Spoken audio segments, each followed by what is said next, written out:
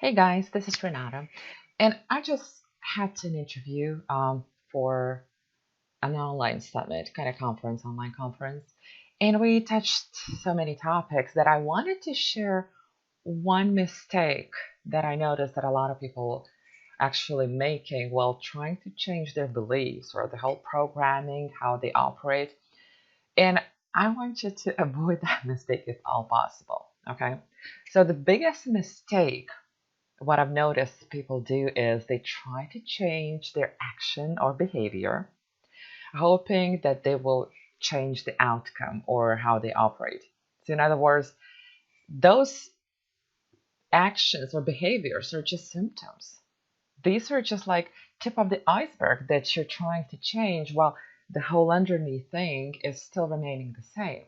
So, if you're gonna change the behavior, it does not necessarily mean that you will achieve different result. Okay, your beliefs actually, your values are the driving force here.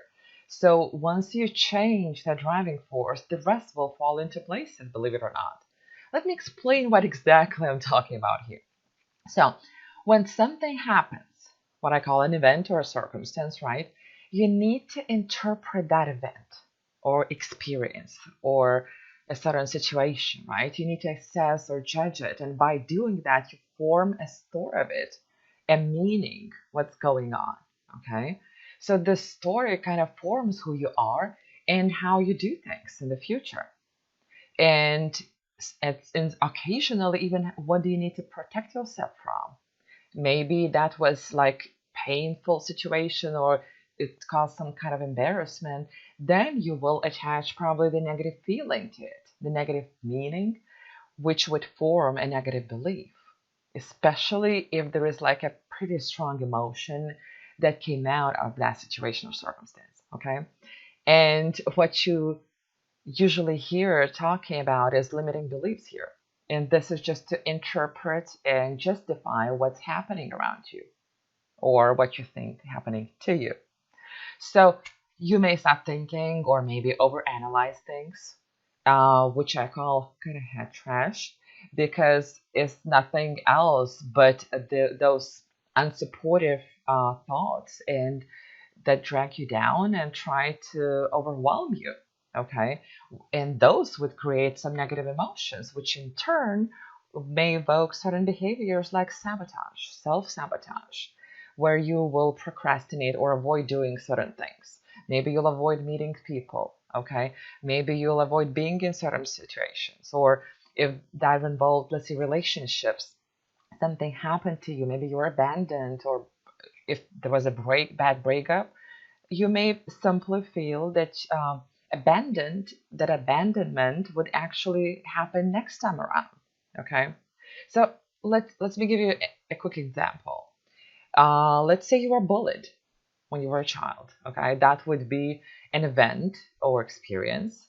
So through your judgment of what was happening, through your assessment, you may have formed this belief that there is something wrong with you or that you might not be good enough. Okay. And that would be your story that you keep telling yourself, whether you realize it or not. Okay.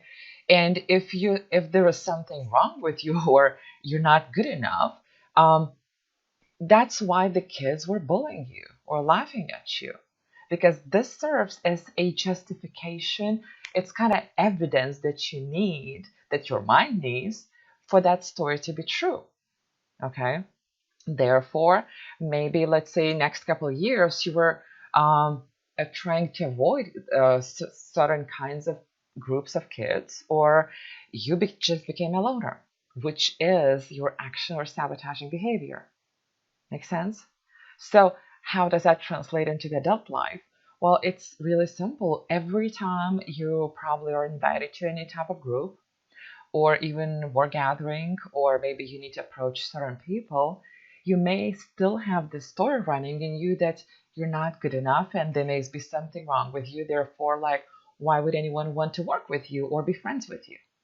So you kind of really need to observe yourself and see how you behave or like what type of action you take, because you cannot always control what happens like if you want to say to you, or I would say around you, like events or circumstance or what kind of situations you may get in, right? But you are in control of that judgment, that assessment, what kind of story you're for, how you interpret things. Make sense? So to change your truth, what things mean to you, which is beliefs, you'll be able to, whenever you change those things, you'll be able to change what you think, what you feel, and what you do. So that's the mistake because people try to change what they do in the first place, and it's kind of changing a symptom, and it may work like for a really short amount of time, but eventually what's going to happen, your belief system, that foundation, your values, they're going to take over, and you'll end up in the same place over and over again. It's like getting into the same type of relationship over and over again, meaning you would be getting the same type of behavior back. You would be treated the same way. It's going to be just different relationship with a different face, but the outcome is going to be the same unless you shift that foundation, unless you change what's really causing you to attract those kind of things, and why you, let's say, maybe in a way sabotaging what's coming to you, which is like that sabotage is your behaviors, your actions, because your behavior might be even thinking those negative, bad things in your head, and sometimes it may be in action, like you're avoiding things or procrastinating on something. So always look for the root cause, what's causing those things. Have the bigger picture of your mind's blueprint, how you operate, what you think, what you do, why you do those things, what affected you, what impacted you to create those beliefs and values.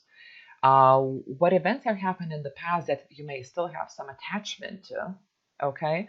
And whenever you see something is off or a conflict between what you believe in and what intentionally you want to create, your intentional goals, let's say you have right now probably New Year's resolutions for the next year that will be a lot of people will be doing, please don't set those on unless you have really good foundation.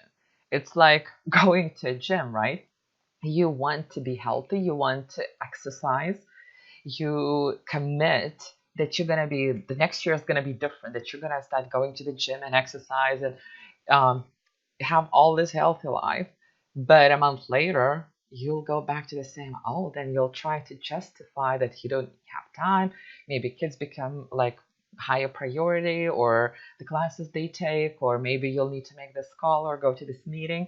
And you will be avoiding the gym because your programming, that autopilot, is going to shift like your actions, is going to make you sort of make you do different stuff and get you back into the old thing.